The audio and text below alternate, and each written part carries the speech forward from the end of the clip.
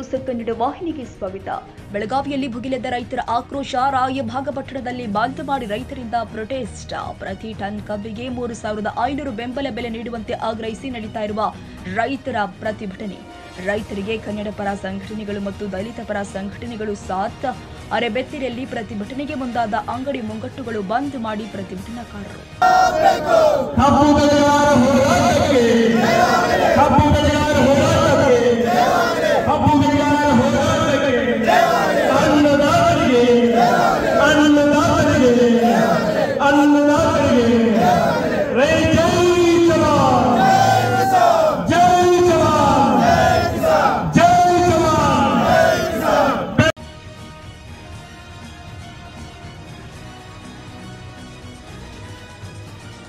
ತಾಜಾ ಸುದ್ದಿಗಾಗಿ MTV news 24x7 ಗೆ ಸಬ್ಸ್ಕ್ರೈಬ್ ಮಾಡಿ ಮತ್ತು ಬೆಲ್ ಐಕಾನ್ ಅನ್ನು ಒತ್ತಿ. ತಪ್ಪದೇ ಲಿಂಕ್ ಶೇರ್ ಮಾಡಿ.